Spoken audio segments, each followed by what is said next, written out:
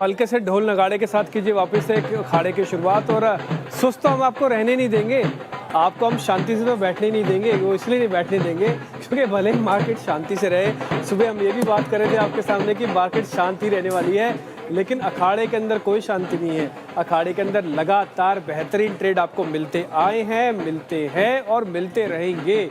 और आपको बताऊं, एक नहीं दो नहीं बल्कि 5 पहलवान इस समय आप मेरी स्क्रीन पर देख पा रहे होंगे।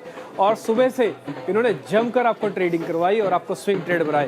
पहली बात। दूसरी बात, मैम के बोलने से पहले भी, मैडम के बोलने के बाद भी कुछ अच्छे ट्रेड आप तक पहुंचाए। और ये मैं उम्मीद करता हूं कि यह ट्रेडिंग अखाड़ा का एक सफलता है जो हर साल आपके सामने, हर बजट में मैं बोलूँगा, आपके सामने हम रखने की कोशिश करते हैं। और इस बार भी कुछ ऐसा ही होता हुआ दिख रहा है। और मेरे 5 पहलवान फिर से तैयार हैं। एक एक करके उन्हीं पहलवानों के पास चलते हैं और जानते हैं आज के इस ट्रेडिंग अखाड़े में ट्रेडिंग कॉल, यानी चलते चलते कौन से सौदे वो दे रहे हैं। इसको आप BTST बोलो, क्लोजिंग कॉल बोलो, जैसे मर्जी बोलो, जो दाव बोलना से बोलो, लेकिन पहलवानों ने अपना काम आज करके दिखाया। और आज हमारे नए पहलवान आए हैं, काफ़ी दूर से आए हैं इनफैक्ट, और काफ़ी दिनों बाद मेरी इनसे मुलाकात भी हुई है। पहली बार भी इनफैक्ट मैं बोलूँगा फिजिकली मुलाकात हुई है। अक्षय, बताइए, आपके पहले तो शेयर का अपडेट दे दीजिएगा और फिर मेरे को बताइए कि आपके नए शेयर कौन से हैं, क्लोजिंग वाले। आगे आ जाइए थोड़ा सा। गुड आफ्टरनून डिम्पी जी। तो जैसे आज आपने सही कहा, फ्लैट क्लोजिंग रहा, जहाँ दिन चालू हुआ वहीं पे आज क्लोज हो रहा है। तो पॉजिटिव है कि आज के लिए तो निफ्टी बच चुका है। और अपडेट्स दूँ तो आज सुबह अखाड़े में हमने कहा था कि ऑटो सेक्टर और FMCG, इसमें डार्क हॉर्स बेट मेरा रहेगा ITC 4 to 5% अप। अरे तो वाह, ये हुई ना बात। बढ़िया पिक रहा। एक मिनट पहले ITC का जश्न तो मनवाओ, ITC के लिए बजाओ एक बार जरा ढोल निगाड़े से। और एक और चीज, ITC के लिए जरा क्लैपिंग करवा दें सर के लिए, पहलवानों जरा लगाओ। चलिए अब आगे बताओ, ये हुई ना बात।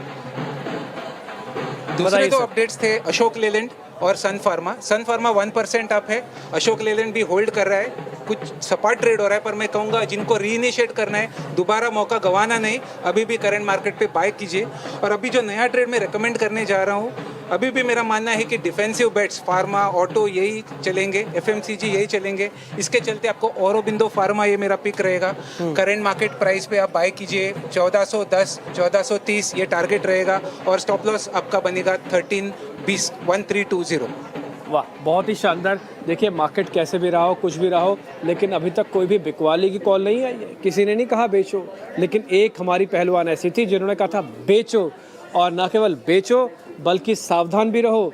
और उस सावधानी के साथ साथ में एक उन्होंने टारगेट भी दिया था सुबह का, और सारे स्टॉक्स छोड़ के इंडेक्स के बारे में बात की थी। और आपको पता ही है वो हमारी पहलवान है। और एक प्रेस कॉन्फ्रेंस के लिए पहले हमको चलना पड़ेगा, फिर उस पहलवान से मैं आपको रूबरू भी कराऊंगा और उनके बाद बच्चे जो ट्रेड है वो भी आपको बताऊंगा। पहले प्रेस कॉन्फ्रेंस की तरफ चलते हैं, देखते हैं क्या हो रहा है। Also for the capital gains. One. Second, if anything, the average taxation actually has come down when we say it is 12.5%. Because we worked out for each of the different asset classes, each varied with the indexation. I'll ask secretaries to elaborate on it. But the point that we brought it down from below the average to 12.5, which is the lowest if you can look at the last several years, encourages investment in the markets. With that said, I'll ask Somanathan or who is going to elaborate, Sanjay, on the specifics. So you had, there were, I think, 2 or more parts to your question. One was on real estate and gold and other assets. So earlier the rate was 20% with indexation. It has now been reduced to 12.5% without indexation. If you assume that the rate of return on real estate is typically above 10% per annum, and if you take inflation at about 4% per annum, the real rate of return was earlier, let's say, somewhere between 6 and 16% per annum in real estate. If it was 16%, 20% of 16% was being taxed. The effective rate was 16%. It has gone down to 12.5%. If the rate of return was 10% per annum nominal, it has also remained approximately the same at 12.5%. So actually there is either a reduction or no change in respect of the effective rate of tax on property and gold.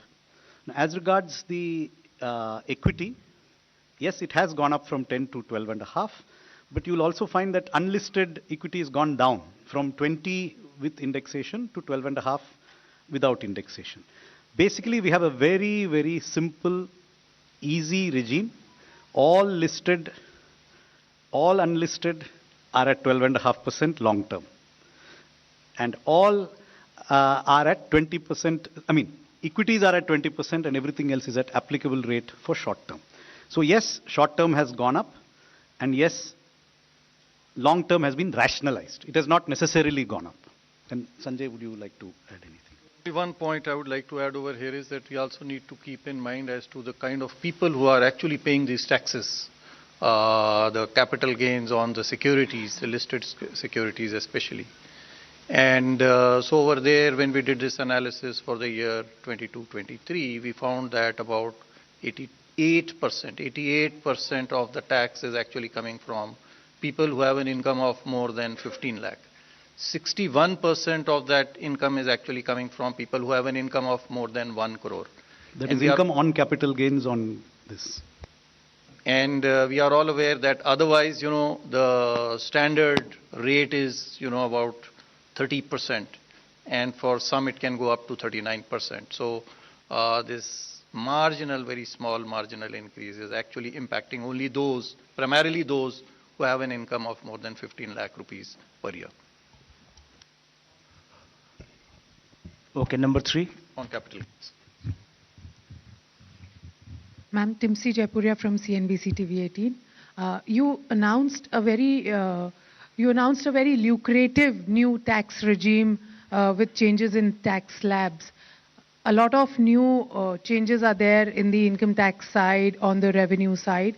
And in the speech, you mentioned that revenue foregone will be around 29,000 crore rupees, whereas government will now try to mobilize around 30,000 crore rupees. What will be these revenue? खैर press conference तो अभी भी चल रही है और बार बार हम वहाँ पे जाते रहेंगे, लेकिन इस बीच अखाड़े का जो पूरा दमखम है वो आपके सामने लेके आ रहे हैं। और जैसे मैंने ब्रेक से पहले आपको कहा था कि हमारी एक पहलवान ऐसी भी थी जिन्होंने दम भर के बोला था सामने पे कि आज बाजार टूटेगा और एक झटका देगा और कोई बड़ी बात नहीं, आज ही आज में 24,000 लग जाए। और वो पहलवान है हमारी सोनी पटनायक। सोनी जी आगे आइए, बहुत बहुत शुक्रिया, थैंक यू वेरी मच। एक क्लैपिंग सोनी जी के लिए भी, क्योंकि इन्होंने आज 24,000 के लेवल्स की बात बोली थी और आज वो 24,000 लेवल्स ही लगे। सोनी, कैसे आपको कुछ सपना आया था, कैसे पता लगा कि लगेगा ये 24,000? डिम्पी जी, डेटा सजेस्ट कर रहा था। इनफैक्ट बैंक निफ्टी में भी जो हमने कहा था 52,000 ब्रेक होते 51,500 की तरफ एक बार जा सकता है, वो भी हुआ है। सो डेटा सजेस्ट कर रहा था कि थोड़ा सा प्रॉफिट बुकिंग है। आज रिकवरी भी देखने को मिला है, बट आई थिंक कि थोड़ा सा अगले 5 से 10 दिन के अंदर थोड़ा पोजीशंस बेटर क्लियर हो जाएंगे। सो मोस्ट लाइकली एक हेल्दी करेक्शन ड्यू रहेगा। टिल्ट किस तरफ है मार्केट? थोड़ा मेरे ख्याल से थोड़ा सा करेक्शन की तरफ अभी भी टिल्ट है। बहुत एक साथ में मुझे नहीं लगता कि पूरा करेक्शन आ सकता है, बट हेल्दी करेक्शन ड्यू अभी भी रहेगा। इसके लिए सीरीज की वेट करनी पड़ेगी, अगली सीरीज में हो जाएगा? मोस्टली अगले सीरीज अगस्त सीरीज में नजर आ रहा है, बिकॉज जो जितने भी हमारे एफआईज की लॉन्ग शॉर्ट पोजीशंस हम देख सकेंगे, थोड़ा सा भी घटना स्टार्ट हुआ, यानी कि पोजीशंस बुक आउट हो रहे हैं। सो अगर अभी 77% पे कल क्लोज हुए थे, अगर वो 77% लॉन्ग से 70% के नीचे आता है तो वहाँ पे और थोड़ा आपको करेक्शन सीरियस नोट पे नजर आ सकता है। सो आई थिंक वो उसी लेवल तक जा रहे हैं अभी।